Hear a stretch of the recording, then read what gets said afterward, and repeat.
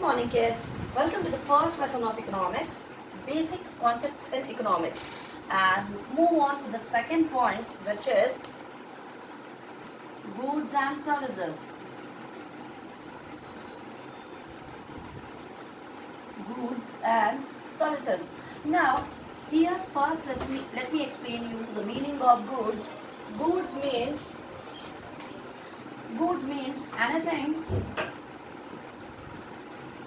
that satisfies human wants. A particular thing, a particular commodity, etc. Goods means anything that satisfies human wants or human needs. Okay, goods are also known as a particular thing, a particular commodity. Here, goods means anything which we can buy or purchase in the exchange of goods. Exchange of goods is known as, or it's called as goods. For example, let's take the example of goods. Chalk used by a teacher. Chalk used by a teacher. Now I'm using marker pen, but still I'm giving an example of chalk. Okay, apart from that, a chalk used by a teacher. So here chalk is, we can say, a thing, a item, a commodity, which is called as or known as in economics, goods. आइए आज हम इससे पहले के lecture में हमने देखा हुआ है कि बॉन्ड्स का मीनिंग क्या है, उसकी क्लासिफिकेशन क्या है और उसकी डेफिनेशंस क्या है. नाउ ये हमारा दूसरा पॉइंट है, गुड्स एंड सर्विसेज. गुड्स और सर्विसेज क्या होती है, तो आइए पहले हम देखते हैं गुड्स के बारे में. गुड्स मतलब एक ऐसी चीज़, एक ऐसी पर्टिकुलर वस्तु जो हमारी ज़रूरतों को पूरा करने की वी कैन से कैपेबिलिटी रखती है, क्षमता रखती है. ऐसी कोई चीज़ जो हमारी ज़रूरतों को पूरा कर देती है, उस चीज़ को हम गुड्स बोलेंगे. अब इकोनॉमिक्स की लैंग्वेज में कभी हमें कोई चीज़ के बारे में, कोई आइटम के बारे में, कोई वस्तु के बारे में बात करते हैं, उन्हीं चीज़ों को हमारे इकोनॉमिक्स टर्म में बोला जाता है बच्चों goods. For example, let's take the example of a teacher. For example, एक टीचर जो कि स्कूल में, ट्यूशन में, जहाँ कहीं भी बच्चों को टीच करवा रही है या पढ़ा रही है, उस टीचर के लिए जॉब क्या है, उसकी ज़रूरत है.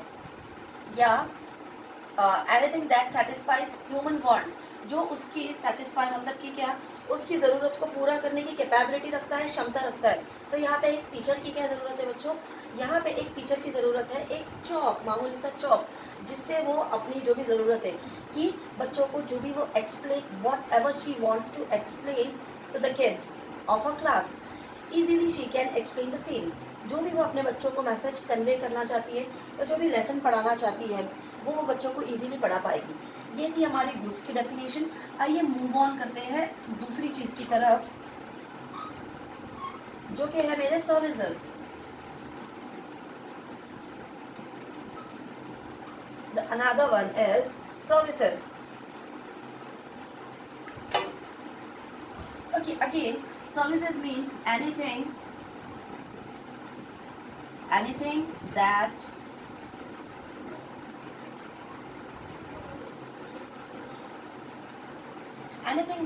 satisfies human wants, anything that satisfies human wants but do not have any material existence.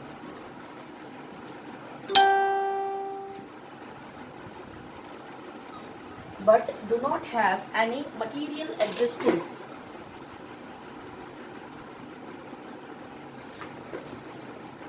Okay.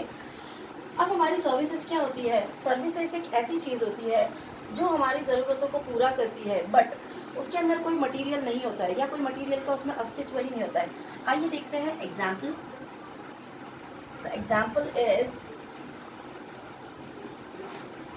teaching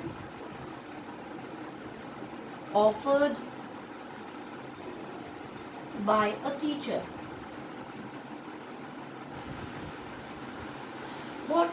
Teaching, for example, teaching offered by a teacher, whatever methods teacher is following to, we can say, to complete a given para, to complete a given task, या to complete a particular lesson, whatever method a teacher is following, the method of teaching, the way of, we can say, behaving, the way of talking, the way of communicating is teaching offered by a teacher. कैसे वो teacher आपको कुछ चीज़ें समझाती है, explain करती है, बताती है, या पर्टिकुलर लेसन को एक्सप्लेन करती है. This is services. So goods and services means anything which we can say satisfies human wants. Move on to the next one, which is utility. Third one is utility. Utility means wants, satisfying capacity. Anything that fulfills your wants, your wish, your desires, anything that fulfills your wish, your desires, it's known as, या combo of it is known as wants. आपकी ज़रूरतों को पूरा करने की ability, capability जिस किसी चीज़ में होती है, या जो चीज़ आपको सेटिस्फाई करती है, सेटिस्फिकेशन लेवल आपका इंक्रीज करती है या आपको खुश करती है, उन चीज़ों को बोलेंगे हम लोग utility. So in short utility means wants satisfying capacity. Utility means wants satisfying capacity. Okay, move on to the next one, value.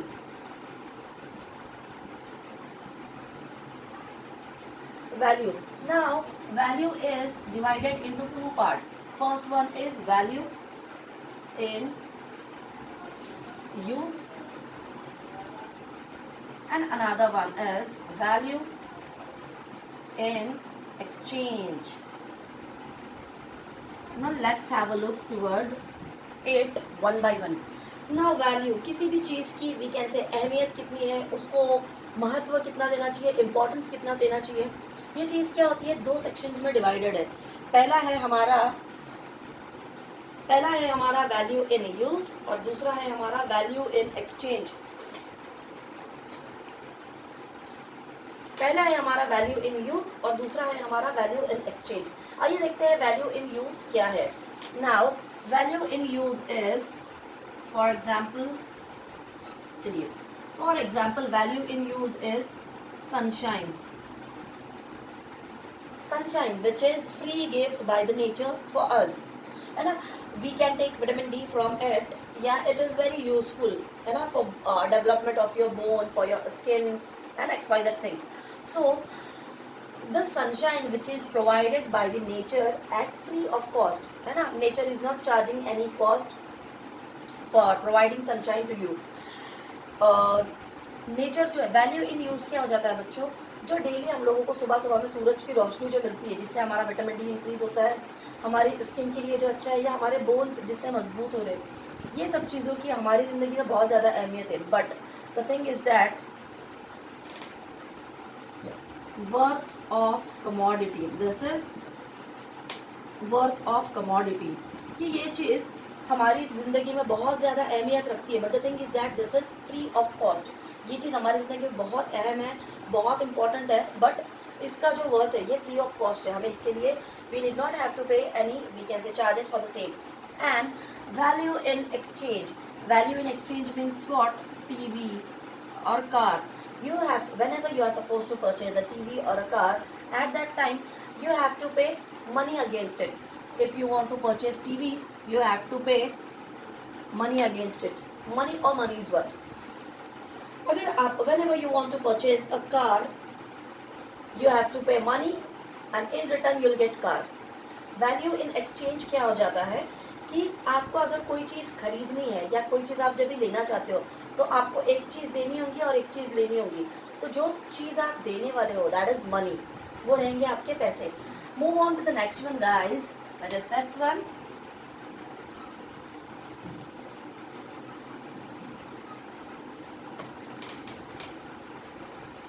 एक और है मेरा यहाँ पे water diamond paradox.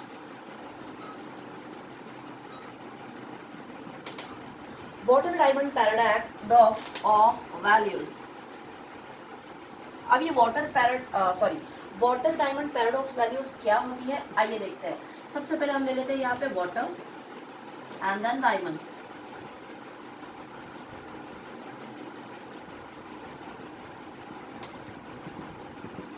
Now water diamond paradox values के अंदर क्या आ जाता है, वाटर के अंदर है इसका कि इसकी हाई वैल्यू है, high value in use. Water is having high value in use means without water we can't survive. पानी की जो है कीमत हमारी ज़िंदगी में बहुत, या उसके इस्तेमाल बहुत ज़्यादा है, पर उसकी जो प्राइसेस है या उसकी जो एक्सचेंज रेट है ये बहुत लो है। पानी हमारी ज़िंदगी में बहुत अहम है, या उसको हम बहुत हद तक यूज़ कर लेते हैं, बट उसकी प्राइसेस बहुत लो है। और इसी का वी कैन से अपोज अगर हम लोग करते हैं तो वो बन जाता है मेरा low value in use. Low value in use मतलब इसको हम लोग बहुत रेयर यूज़ करते हैं, या कोई कोई लोग तो उसको इस्तेमाल भी नहीं करते, बट प्राइसेस आर हाई। वो है मेरा diamond. That's why it is called as और known as water diamond paradox of values. कि पानी जो है इसका इस्तेमाल हमारी ज़िंदगी में बहुत है, कि पानी के बिना हम लोग जी ही नहीं पाएंगे, पर इसकी कीमत क्या है, बहुत कम है, मतलब कि बहुत सस्ता, हम लोग इसको इजीली परचेज कर सकते हैं। अगला है मेरे लिए डायमंड। डायमंड जो है इसकी वैल्यू बहुत कम है, मतलब कि वैल्यू इन यूज़, इसको हम लोग बहुत कम इस्तेमाल करते हैं, पर इसकी जो प्राइजेज है बहुत आए हैं, बट ऑफ कोर्स प्राइजेज आए हैं इसीलिए हम इसको कम यूज़ करते हैं। आइए देखते हैं अगला वाला पॉइंट मेरा, wealth. The fifth one is wealth. Wealth means your property, such as land, building, flat, gold and other jewelries etc. Wealth मतलब क्या रहती है बच्चों, वेल्थ मतलब आपकी जो भी प्रॉपर्टी है, आपके पास में कितनी प्रॉपर्टी है, और जो भी चीज़ें आपके पास में प्रॉपर्टी के स्वरूप में, जैसे कि गोल्ड है, ज्वेलरीज है, इन सबको हम बोलेंगे प्रॉपर्टीज। अब जो वेल्थ होती है, वेल्थ की क्या होती है, मार्केट में कुछ वैल्यू होती है। Wealth is having market value and exchange of money, exchange of money. Yes, wealth is having market value, but of course if I have a piece of land with me, तो मेरा वो जो piece of land मेरे पास में है उसकी market में कुछ प्राइस रहेगी, फॉर एग्जाम्पल 1 लाख, 10 लाख, 20 लाख, और उन पैसों की मार्केट में बहुत अच्छी वैल्यू है, या उनको बहुत अच्छी एक कीमत है। और जब भी मैं ये लैंड खरीदती हूँ, बिल्डिंग खरीदती हूँ, फ्लैट खरीदती हूँ, या गोल्ड परचेज करती हूँ, तो I have to exchange money against it. मुझे इसके बदले में क्या है ना, for purchasing the piece of land, एक छोटी सी ज़मीन परचेज करने के लिए मुझे क्या करना पड़ता है, पैसों का एक्सचेंज करना पड़ता है। ये था मेरा वेल्थ। अगला पॉइंट है मेरा personal income.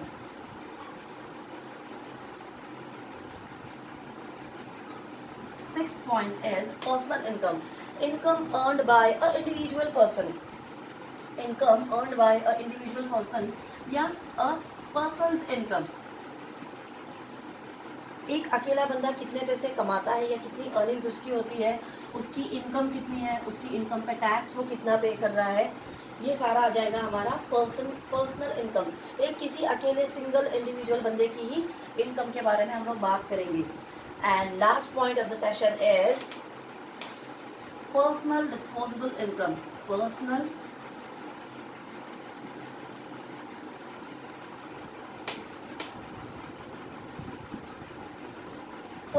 disposable income.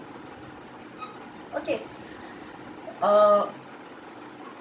Personal income means what?